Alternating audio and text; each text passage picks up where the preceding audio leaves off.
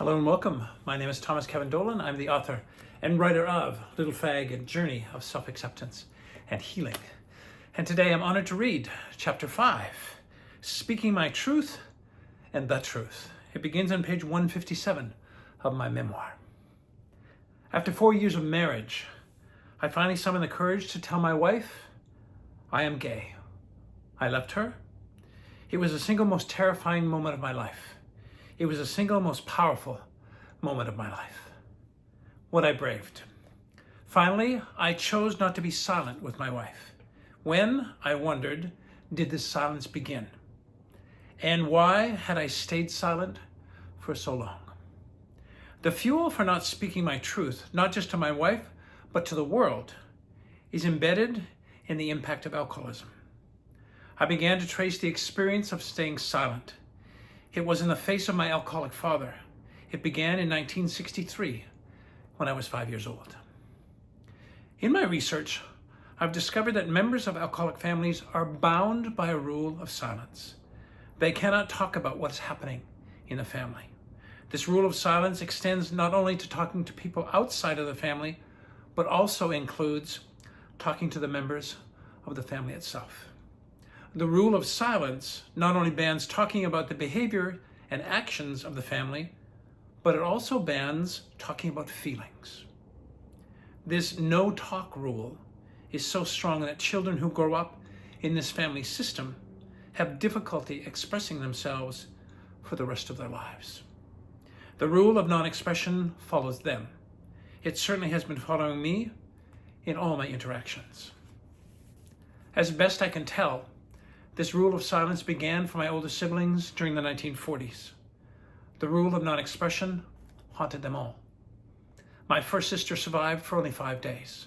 I'm grateful she didn't have to spend her life in silence.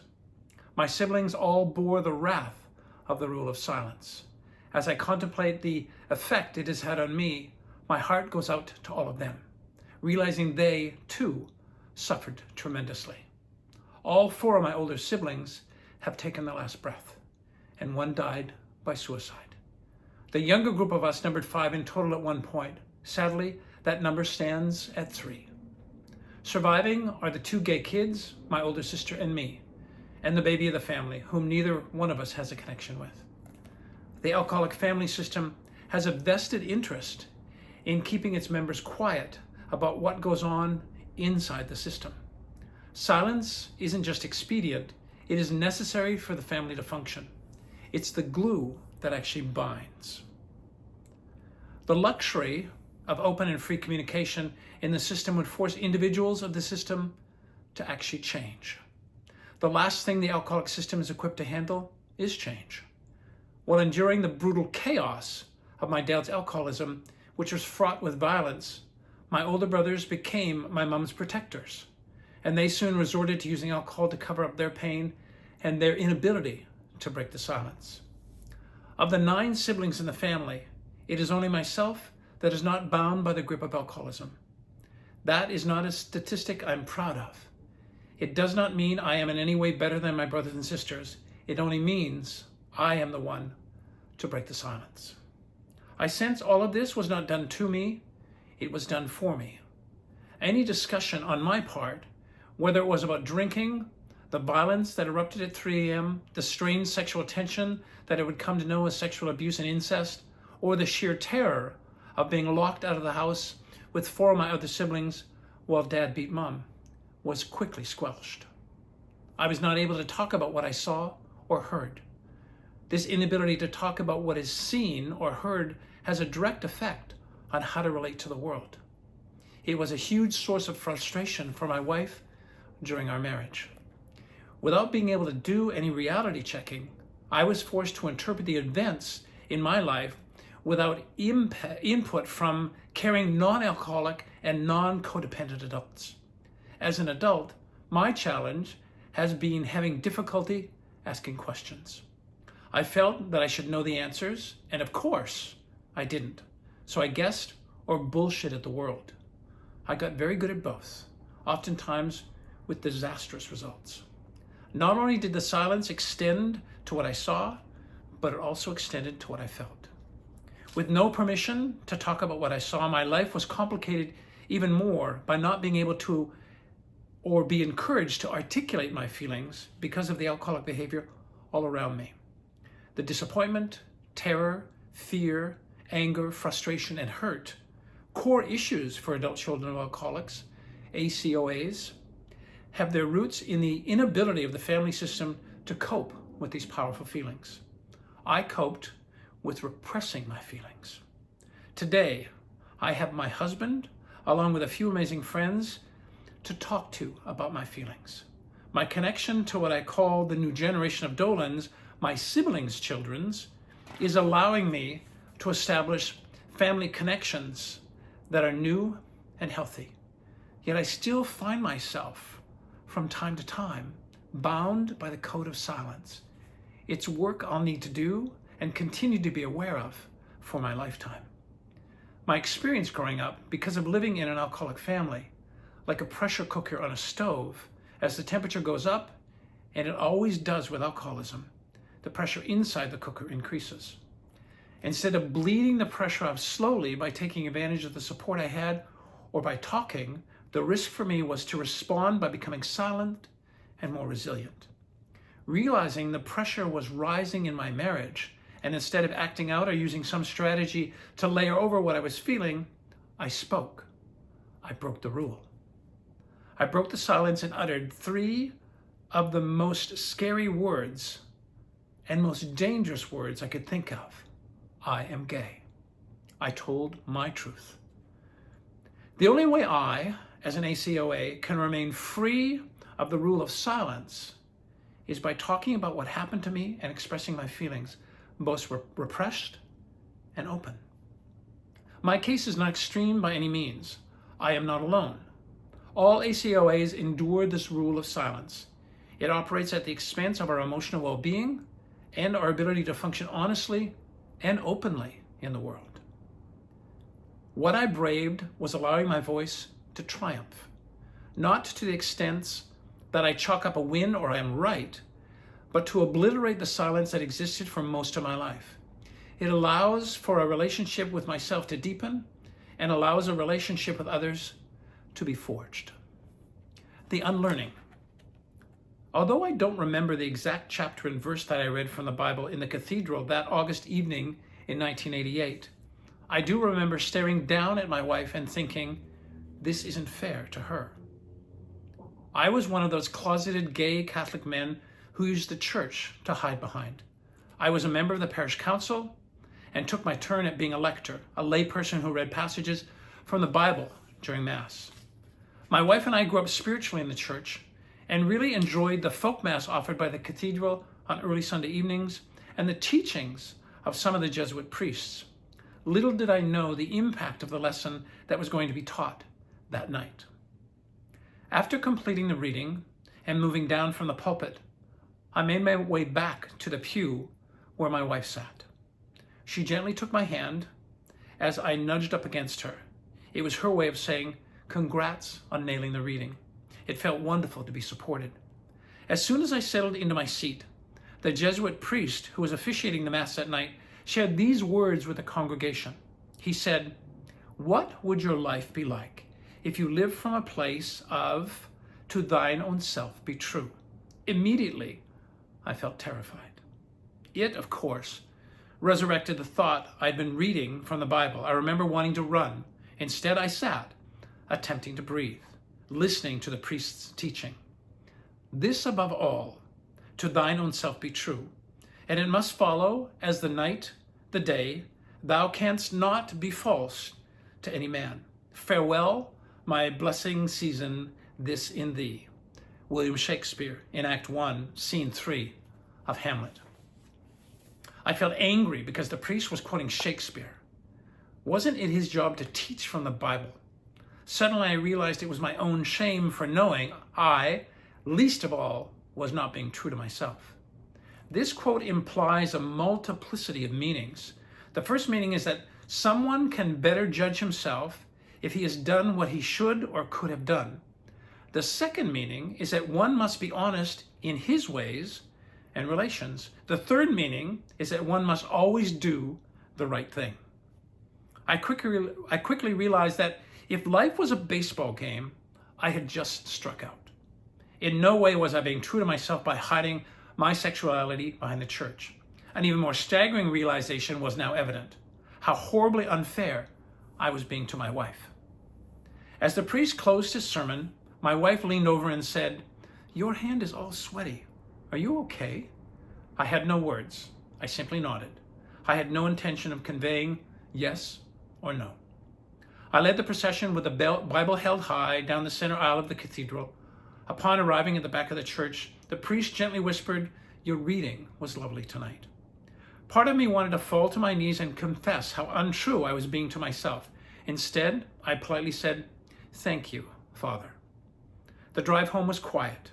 It had been 5 months that I had been using the excuse with my wife that I wasn't sure if I wanted to be married anymore.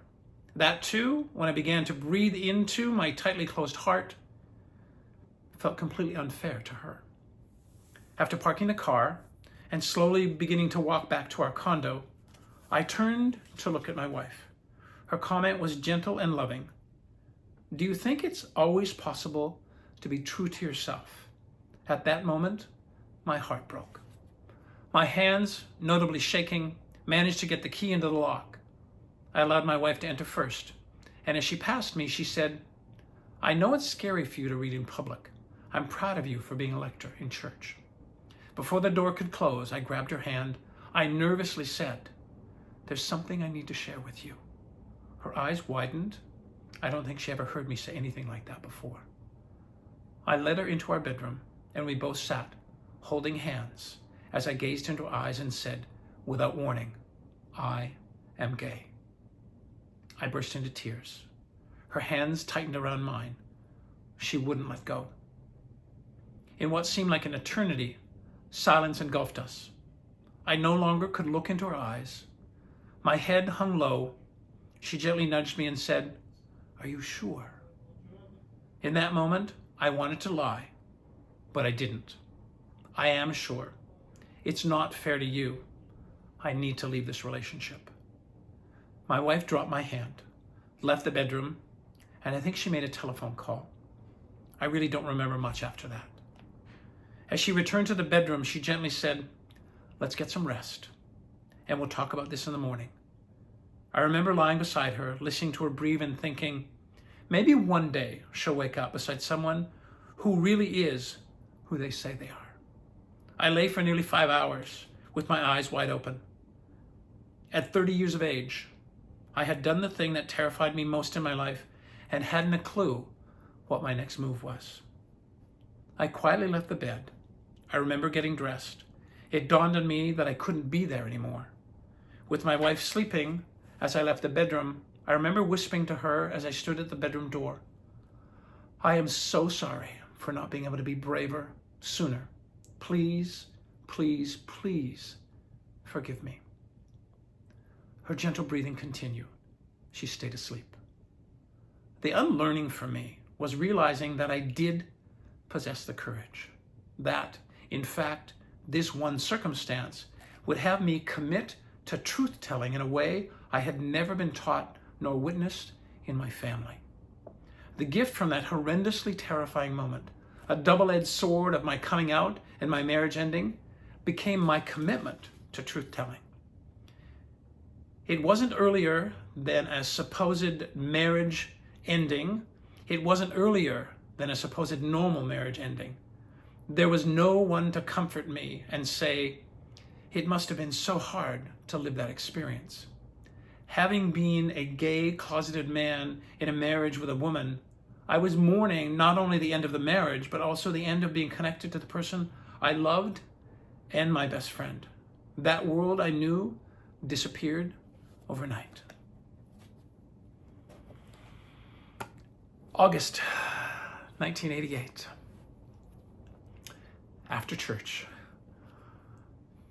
I don't think I could have ever predicted when I would make a choice to come out.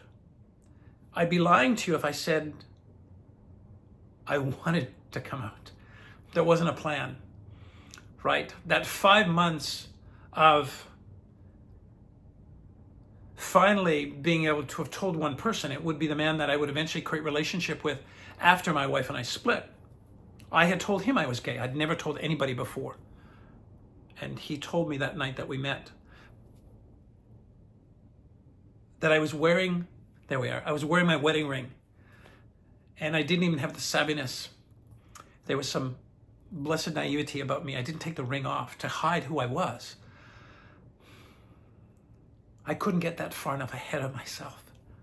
So there was one person that I told. But the one person that I felt I was being unfair to was my wife. So again, I'm back to sharing with you this nudge, from God, from Spirit, from the universe. Although I was terrified and holding that in one hand, I could be brave in the other, right? I had this, Estelle Perel calls it emotional agility, to be able to hold both circumstances and to speak into my truth with courage, even though I was terrified. Here's what I felt was most profound for me that evening as it unfolded, was that I did find the courage to, when my wife asked me whether or not I was sure, that I didn't lie. There was another escape route for me, and I didn't. Yes, I am sure. I am gay, and I need to leave this relationship. I often wonder about kind of this second wave of courage that came to me, where the first wave was really difficult. The second wave was actually quite easy. And as I'd go into therapy and eventually into coaching to discover how it is I could continue to take these steps forward in my life, I've been counseled by some saged individuals to say, that first step into the darkness is really difficult. And yet when you take the first step into the darkness, it actually brings some light. So the darkness isn't as dark as it was because of the light who you're choosing to be illuminates what was really scary for you. I had no idea, because I was understanding it intellectually. I had no idea that that's what I did the night I actually came out to my wife. I'm proud of that moment, the most terrifying moment in my life, a moment I thought I could actually never, ever accomplish. And with the trust of God, with the trust of the universe, I giggle now because it was after church. Oh, so Catholic of me at that time. And of course, huge compassion, huge love for this woman that was my wife. So grateful that we've healed that. And today when I find myself in a circumstance and my ego begins to tell me that I can't handle something, it's too scary for you, I do something that I often counsel clients around. It's notion of, let's examine the evidence. Where in your past have you done this before? And it's a moment I lean into all the time when I make up a story that I can't be brave enough. And I'm really glad that not only do I continue to be used by that moment, but I continue to have that moment when I need to use it to be courageous again. So, a tough moment, a moment that would change the course of my life, the moment that would continue to inspire me to be brave. And when I share this story with folks who feel they also can't muster up the courage to get themselves out of a circumstance that's similar. Sometimes it's marriage, sometimes it's different. But ultimately, what I have reflected back to me is this for some folks becomes a catalyst to have them remember that somewhere in their lives, they have summoned the courage to actually do something that a part of them thinks that they can't.